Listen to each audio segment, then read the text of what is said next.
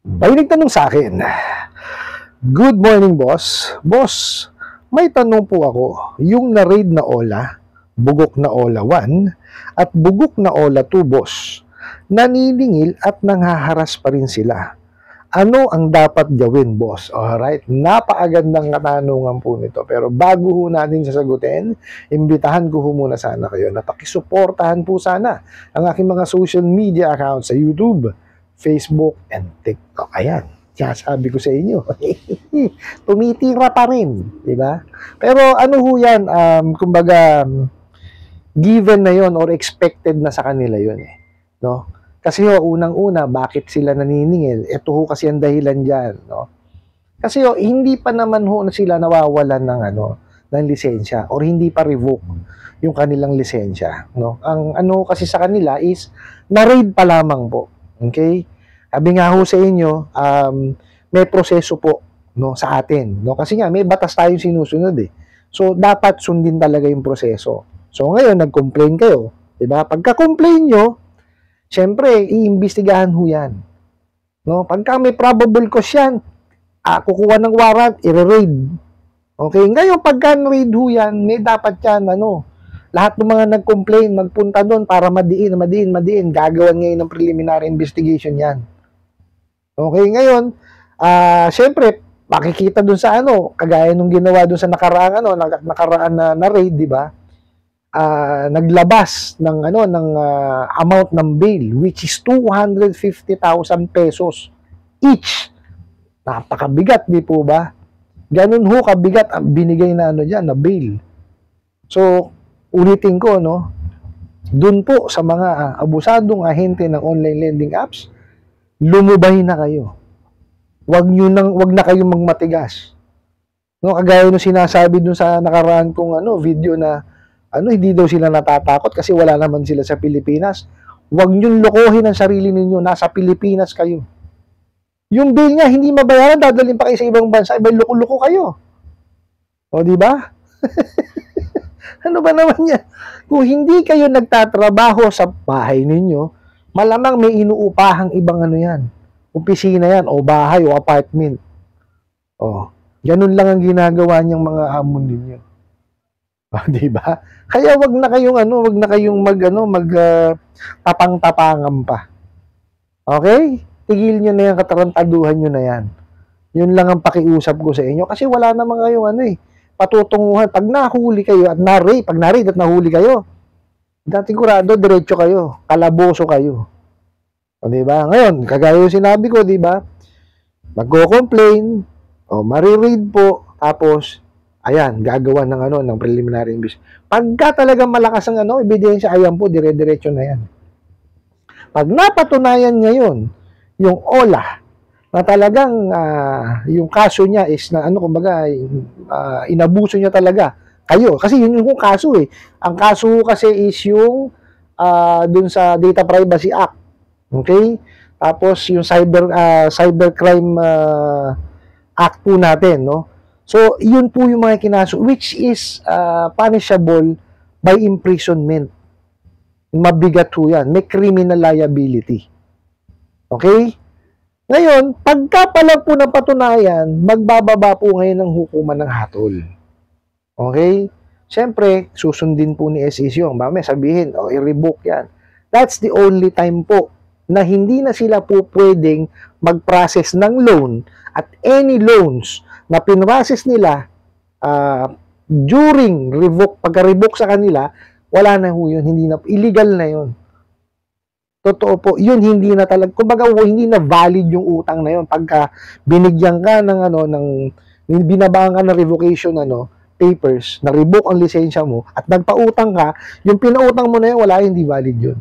Pero ito pong existing na hanggat yan, ibinibistay pa sa korte, valid yun. Okay? Pwede silang maningil, pero hindi ibig sabihin, pwede silang mangharas. Yun nga yung naging kaso nila eh. Kaya sila na-raid eh, di ba? So, hindi na dapat nila ginagawa yun. Nakita nyo, matitigas pa rin ang ulo. Alam nyo ho, yung mga naniningil na yan is yan yung iba pa nilang mga kasamahan na nasa ibang lugar pa rin po. Yun po ang sit-sit. Kasi sabi ko nga sa inyo, may mga naka-work from home pa eh. Diba? Tapos, most probably, hindi lang isang opisina inirentahan yan. Mayroon pang iba. Tsaka alalahanin nyo po, itong mga bugok at abusadong online lending apps na to, nag-ooperate sa gabi. O di po ba may naniningil ng dis oras ng gabi? O so siguro yung mga mga nahuli during that time is hindi pa nila duty. O. Yan. Kaya meron pa rin po talaga mga naniningil. Di po ba? Hindi ko lang talaga maintindihan. Bakit? Pinagpapatuloy pa rin nila yung ganong style nila ng paniningil. Wala talagang dala. Di ba? Parang yan lang yung may 7 ola na raid din before na na-revokan po ng lisensya. Di ba? Wala pa rin. Hanggang ngayon nag-ooperate pa eh. Di ba? Wala talagang mga dala. No, siguro talagang ang kailangan talaga natin dito sa Pilipinas is maamyendahan po yung batas with regards to that, no, yung sa pagpapautang na talagang pagka yung kagaya ng ganyan, yung abusado na yung hindi sinusunod yung the Truth in Lending Act, no. Basta lahat ng batas na nakakasakop sa pagpapautang dapat talaga kagad bakulong talaga kagad. Lalong-lalo na po yung yung nagpapatakbo, yung may-ari. Kasi kung wala naman po sila, hindi naman po talaga wala naman yan eh. Di ho ba? Marami hong nagpapahiram ng pera. Marami hong lending, maraming financing at bangko dyan. No? Doon ho kayo manghiram. Kagaya ho lagi kong sinasabi, no? I-build nyo po yung inyong credit standing because that's the only way, no, para kayo po is makahiram doon sa mga legitimate na lending. Kasi aminado ho tayo, no, na kaya tayo nanghihiram dito sa mga bugok at abusadong online lending apps na yan is because mabilisan. Diba? Tayo rin naman huminsan talaga aminin natin na ang hilig natin sa mabilisan, ang hilig natin doon sa walang requirements. No? Kaya hindi tayo nanghihiram sa mga bangko kasi bakit? Marami ng requirements, matagal pa yung proseso. Totoo yun. Pero bakit nila ginagawa yun? Kasi ini-evaluate nila maigi. Ayaw nila kayong mapahamak. Diba? Kasi kung hindi ba naman talaga dapat kayong pahiramin, bakit kayo pahihiramin? Kung hindi nyo naman talaga kakayanin pang magbayad. Di po ba? Magpasalamat nga tayo sa mga lending, financing at bangko. Hindi kayo pa binibigyan ng pautang. Kung talaga hindi pa po, kundi ukol, hindi talaga dapat bubukol yan eh. Di ba? May right timing po sa lahat. Ako, naniniwala ako sa ganun eh. Kung hindi pa para sa iyo, wag mong pilitin. Kasi pag pinilit mo yan, tingnan niyo ho nangyayari, di ba? Tapal. Di po ba? Anuhin na ho natin, aminin na ho natin sa sarili natin na meron din ho tayo na pagkukulang, no, na lagi nating dinadaan sa mabilisan. Wag hong gano'n, no? Kasi ang pautang po, hindi ho para sa lahat 'yan. No, hindi ho lahat pinagkakalooban 'yan. There's a right timing for everything. Totoo. Ako, hindi naman ako nakakautang na yung first time ko nang hiram, second time, third time, hindi ho. No, it took me a lot of years pa bago ako nakapanghiram. Hindi pa ganun kalaki. Di ba? Kasi sabi nga sa inyo, hindi naman yung pinagkakaloob sa lahat. No, hindi po porket kailangan mo ng 100,000, ibibigay sa iyo 100,000, hindi po. May evaluation yan. May credit investigation yan. There's a proper way of dealing kung paano kayo papahiramin. And there's a process. Okay? Sundin natin yung tamang proseso. Tingnan nyo, hindi nasunod yung tamang proseso. Ano nangyayari? Hindi nyo alam kung magkano yung nahiram ninyo. Diba? Tapos, pag singila na, ayan na, aabusuhin na kayo. Ipagpapalit nyo po ba yung peace of mind doon sa pinaghirapan nyo kung ginawa nyo is binil nyo yung inyong credit standing? Di po ba? Sundin natin yung proseso. Dapat sumunod tayo. Ano yan eh? Aminin natin, tayo mga Pilipino, di ba? Bawal tumawid. O, anong gagawin? Tatawid, ipipilit, di ba? Pagka nasa gasaan, ayan na. Di ba? Malaking problema na. Kasi may mga consequences po talaga yan. Ito po yung nangyayari sa atin sa mga abusadong online lending apps. Kinuha natin na mabilisan, ito ngayon yung mga consequence, nararamdaman natin anxiety, tsaka depression. And that's the reason I'm doing these kinds of videos, di ba? Kasi nga, gusto ko kayong armasan. Para at least matutunan nyo at malaman ninyo, no, kung ano ba yung dapat nyong gawin para makaiwas doon sa mga ginagawang pag-aabuso sa inyo nito, nang mawala yung anxiety nyo, depression ninyo, tsaka emotional stress po ninyo. Di ba? Huwag nyo silang tangkilikin. I-build nyo yung sarili nyong credit standing. Para at least po, sa bangko, naku, sigurado yan. Baka pa nga kayo pa manawa Pagka maganda ho credit standing nyo, talaga mananawa kayo.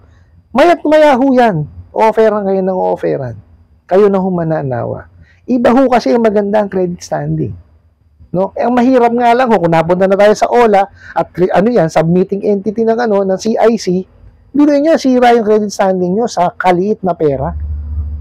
Di po ba? Kung yan submitting entity, pwede hindi na ho kayo sa malaki mahihiram ninyo. Makahiram kayo ng 50,000 pesos. Equal part po ang amortization nun. Hindi kagaya rito. Tsaka yun, ang termino ho nun, 1 year, 2 years, 3 years, hanggang 5 years po. Depende sa inyo. At sila ho ang mag-ano yan, i-evaluate nila kayo kung hanggang magkano kaya nyo hiramin. Sila ho ang magdi-decide yan. No. Diba? Hindi ho kayo mahihirapan. Kumbaga, yung evaluation nila is base doon sa kakayanan ninyo. Para hindi kayo mahirapan. So, it's a win-win solution. Kumbaga, nakuha mo yung gusto mo, nakuha rin nung bangko yung gusto niya. Napautang ka niya, nakuha mo yung pera na kailangan mo. Di po ba? So, pag ayusin natin yung ating credit standing. And that's the only way to do it. Wala hong shortcut. No? Sa lahat po naman ng bagay, walang shortcut Maski ho sa success Di ba? Wala hong tawag dito yung successful kagad na tao. Pinaghihirapan ho yan. Dapat mas masarap kung kumbaga mas masarap yung pakiramdam pag galing po sa hirap. I hope nasagot ko po itong katanungan na to at sana po yung makatulong. Maraming salamat po sa inyong walang sawang pagsuporta at panonood sa aking mga videos. Maraming salamat po sa inyong pag-like, pag-share, pag-comment at pagtatanong.